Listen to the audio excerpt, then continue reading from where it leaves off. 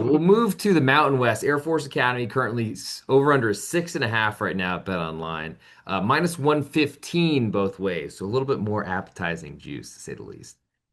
Yeah, that's for sure. And if you shop around, you can probably find a plus price on Air Force if you look correctly. I would say, but 115 is fine. I like the over. I think we talked about it early on. They finished 5-7 last year, 3-4 in the Mountain West. But a lot of things that I like, a lot of things that I like that I seen at the end of the season. They finished on a 4-game winning streak. They bring 9 starters back, 6 on offense, 3 on defense. The quarterback position is a little bit of a battle. I think Johnson would probably win a job. He had 1 start last year. But Air Force, I think the main thing is it was a down year last year. They started off horribly, but they finished strong. They bring back a lot of production. They averaged 19 points per game, which is outside the top 120. They bring 3 veteran offensive linemen back and an additional 2 with starting experience. So it's always good to have those offensive linemen who's been in the system. They've got their feet wet.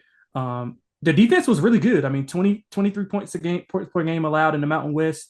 They got a strong defensive line led by Peyton Zorich, he only played 5 games last year, but he was really, really productive. And that secondary is a bit of a concern. But offensively, I think they'll be able to run the football a little bit more. Air Force is the one. Well, Navy was a little bit more this past year, but Air Force is one of those teams, one of the Surface academies who actually throws the ball a little bit more than what you would expect. So if they can get the quarterback position kind of ironed out, I like the schedule. I like the spots on some of the schedules. I like the defense. The secondary does scare me, but it's not a lot of passing teams and we'll go through the schedule. There's not a lot of passing teams that scare me early on and where they can get that kind of shirt up at the end of the season. But I do like Air Force a lot. 6.5. I think they're a 7-5 football team.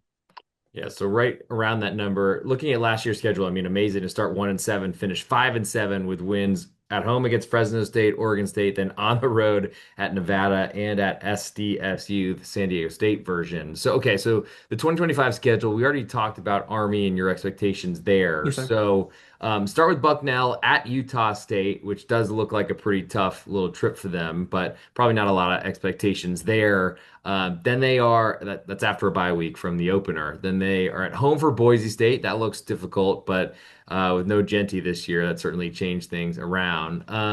At Navy, who we've already talked about a little bit, but then at UNLV, at home for Wyoming, bye week, home for Army, which could be very useful for them. At San Jose State, at UConn, home for New Mexico, and at Colorado State is how that schedule looks this season. Yep. Yeah, and like I said, it's more so of the spots, and I'll go through a couple of them that I have like circled that kind of shows you the faith that I have in them. I mean, so Bucknell, we can kind of chalk that up as a win. Utah State's really down. I have them, a little bit of a favorite, and in Boise, I have them a loss there. That's a pretty bad spot for them. Boise will be coming off a bye as well, but then you get Hawaii. Hawaii will be playing their 5th game in a row. So I think they'll be up for that. They have 3 games to get that secondary kind of short up a little bit because Hawaii's going to throw the ball a ton. They got back-to-back travel with Navy and UNLV. Now I'm really down on UNLV. So if they can split that, I think Navy will get them. But if they can split that 2-game set, I think the second half is really, really manageable. Wyoming at home, I think Wyoming's a little bit down this year. So I think they'll get that one. And then they get a bye, obviously for the Army game. Both of those teams will be off of a bye. They go to San Jose State. I'm higher on San Jose State, but I think that's a gettable game. I mean, UConn's out of conference, but I think that's gettable as well. And then you finish with New Mexico and Colorado State, both winnable games. I have them pegged at 7.36. So I like the spots on the schedule. I don't like the back-to-back roadies before the bye and after the bye. But again, I think with the defense still showing up and the offense improving, I think this is a 7-8 win team. There we go. More than you need certainly to get over that number. Last Yes, but sir. not least, before we get to some promo codes and also a college football contest with cash prize, so I want to make sure I mention. Let's move to the Sun Belt, where some people call it the Fun Belt. I'm not sure how fun it is at times, but maybe it is on this episode. We'll move to Georgia Southern. They are currently over under 7.5 wins right now. Bet online. Got plus 130 on the over, minus 160 on the under. Yeah, Georgia Southern is one of my favorite win totals of the year. They finished 8-5 last year. They bring back a ton of production, a ton of good production. 10 returning starters, 5 on each side, which is a solid number for a group of 5 school, as we talked about earlier. Offensively, they bring 2 offensive linemen back. Both of those were all Sun Belt performers. They have 3 others who started multiple games. They got the most combined starts in the conference as a whole. So that's really good. J.C. French is back at quarterback, over 2,500 yards, 17 touchdowns, 11 interceptions, and he needs to cut that down. I mean, the offense is kind of catered around him and kind of the short intermediate stuff. He did break the school record for completion percentage with right at 66. They got a deep improving at wide receiver. I love the production there. So offensively, if J.C. French can kind of cut that 11 INT rate down to maybe like 4 or 5, and up and make the a couple of those touchdowns or maybe rushing touchdowns if he uses his legs a little bit. I think offensively they'll be fine. Defensively, the front has to be better. They got to improve the rush defense, especially the interior of the defensive line. It's a bit thin. The linebacking core, I think, will be one of the surprises here. They did bring in Brendan Harrington, who was an honorable mention All Sun Belt last year from Appalachian State. I like their linebacking core. They have one of the best secondaries in the conference, led by Chance Gamble. So I think that in a conference where you're going to see a lot of different offenses, I think they're more than capable of being able to shore up some of the teams that are on their schedule. They don't face a ton of teams who like to run the ball a lot. So that kind of caters to their strength. And I know we'll get into the schedule here in a bit. We can go through that. But I do think on both sides of the ball, they've returned a lot of production. I trust the offensive staff. I trust the quarterback. And I trust that their offense will be either win a shootout if their defense is not there, or when it's time to get a score, they're multiple to be able to do that. They have to show a little bit more consistency running the ball. But again, I think J.C. French and company are more than equipped enough to outscore guys with these deep improving wide receiving core. Well, there's one big squad on that schedule for sure that we can talk about, and that's those Maine Black Bears on September 20th. No, just kidding. So they start on the road at Fresno State, then stay probably out west for the first 2 weeks of the season. They must play at USC. Then they're gonna come home and start their season. They are at home for Jacksonville State, Maine, who I already mentioned, at James Madison. They have a bye week at home for Southern Miss. At home again for Georgia State, then on the road to Arkansas State, App State, also away, at home for Coastal, at home for Old Dominion, and at Marshall to conclude their season.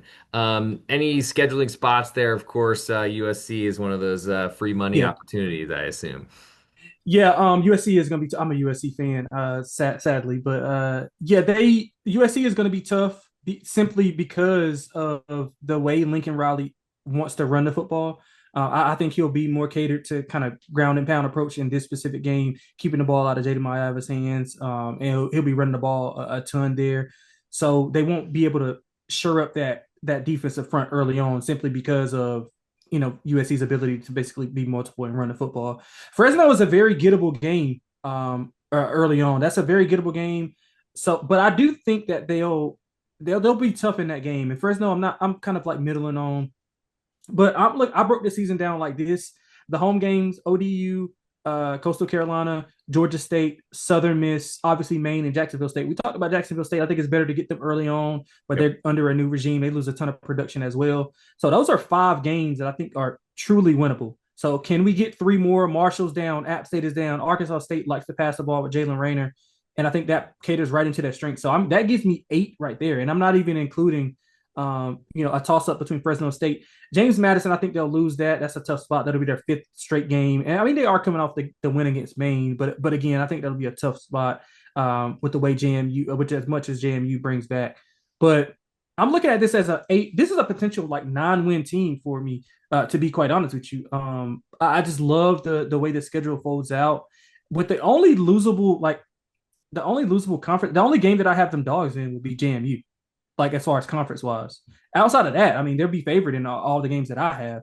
And Tough that back to JMU back. games come after a almost guaranteed teacher Yeah, pretty much. appreciation Yeah, day yeah, win against Maine at home. yeah, for sure. And I mean, Southern Miss will be tough, which is essentially the Marshall team who won the Sun Belt last year. But they'll probably be a little bit more like beat up after that because they'll go from JMU into Southern Miss, but that is a home game, and they get it on Thursday, which will be a short week. So And after that's a not a bye, it looks like too, yeah, with after a bye. Yeah, you're some right time. about that. Yeah, Yeah, yeah. yeah. So, yeah, all this points out. I mean, I got 8.3 wins for them here, so I'm comfortably over that 7.5, and we're getting plus money on that. So I think that's more than enough cushion for us to get over that. I mean, they won 8 last year. I think they're equally good, if not better, defensively.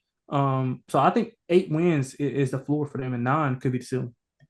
Got it. Okay, so that will conclude the numbers we're going through, at least for team specific. We'll see if we get enough time to get through a little bit more on today's episode.